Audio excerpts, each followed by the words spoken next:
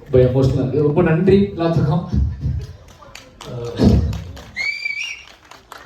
பொதுவாகவே என்னோட படங்களுக்கு கேரளா பெரிய சப்போர்ட் பண்ணும். மாரி செல்வராஜ் ஒரு படம் எடுத்தால் அதை நம்பி பார்ப்பாங்க. தமிழ்நாட்டில் எந்த அளவுக்கு நீ நம்புகிறாங்களோ அதே அளவுக்கு கேரளாவிலையும் நம்புவாங்க, இந்தியாவிலையும் நம்ப ஆரம்பிச்சிட்டாங்கன்னு நினைக்கிறேன். அதுக்கு ஒரே காரணம், நம்ம செய்கிற வேலையை, அந்த சினிமா வெறுமன பொழுதுபோக்கு கிடையாது, அது மக்களுக்கானது, மக்களோட வாழ்க்கைக்கானது, வாழ்வியல் முறை சார்ந்தது அப்படிங்கிற ஒரு தெளிவான ஒரு சித்தாந்தம் இருக்கிறதுனால தான் இது சாத்தியமாகுது. என்னோட 5வது படமாக பைசன் காலமாடன் நீங்கள் கொடுத்த ஆதரவுக்கு நான் பார்த்துட்டே இருந்தேன். பின்னாடி உட்காந்து நீங்கள் எங்கெங்கே கிளாப் பண்ணீங்க அப்படின்னு நான் பார்த்தேன்.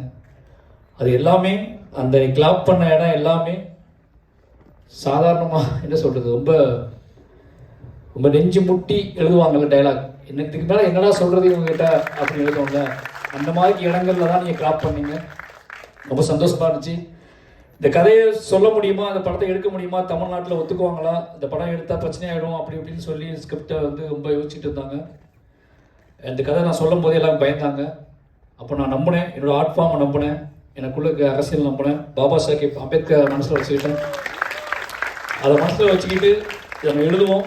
இது இந்த கிட்டத்தட்ட வாழ்வா சாவா மாதிரி இந்த படம் வரட்டும். வந்ததுக்கப்புறம் மாரி செல்வராஜ் தமிழ் சினிமாவுக்கு வேணுமா வேண்டாமாங்கிறத, இந்தியன் சினிமாவுக்கு மாரி செல்வராஜ் வேணுமா வேண்டாமாங்கிறத இந்திய சமூகம் முடிவு பண்ணிக்கிட்டோம் அப்படின்னு எழுதப்பட்டது தான் பைசன் திரைக்கதை. அதை எல்லாரும் ஏற்றுக்கிட்டாங்க அப்படிங்கிற ஒரு பெரிய சந்தோஷம்.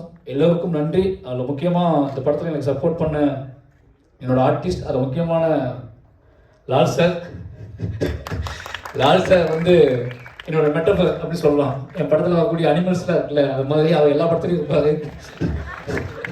அவர் என்கிட்ட சொல்லியிருக்காரு, அந்த நாய் பூனை பூச்சி மாதிரி நீ நினச்சிக்கோ, எழுதும் போதே என் பேர் எழுதுன்னு சொல்லியிருக்காரு.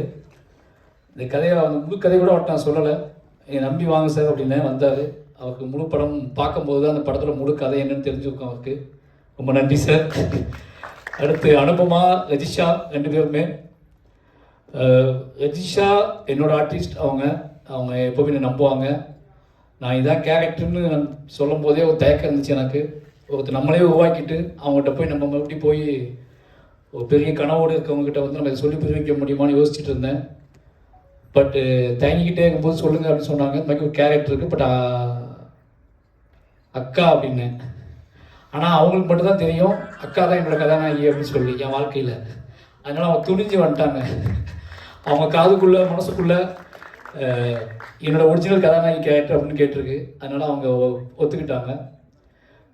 அதுக்கப்புறம் அனுபமா வந்து எப்படி சொல்கிறது, இந்த ஸ்கிரிப்ட் வேற ஒரு டைமென்ஷன் இருந்துச்சு முதல்ல. அதனால் அனுபவமாட்டு நாங்கள் போனோம் முதல்ல. அது என்ன டைமென்ஷன் அப்படின்னா, அது கிட்டத்தட்ட கிட்டானோட கல்யாணம், குழந்தைங்க, அந்த டைமென்ஷன்லேருந்து ஸ்டார்ட் ஆகும். கணவன் மனைவி அதுக்குள்ளேருந்து ஸ்டார்ட் ஆகும். அதை ரொம்ப ராவாக பண்ணணும், அதுக்குள்ளே வந்து அந்த கதையை எட்டு வரணும்னு ஆசைப்பட்டு தான் அனுபவமாட்ட போனேன். பட் ஆனால் அந்த பொலிட்டிக்கல் ப்ரெஷர்னால டோட்டலி கதையை டோட்டலாக சேஞ்ச் பண்ணோம். அது இப்போவும் நாங்கள் அனுபவம் மிஸ் பண்ணாமல் அனுபவமாகவே இந்த படத்தில் செட் பண்ணிட்டோம். அது மியூசிக் ஆஃப் பண்ணுங்க.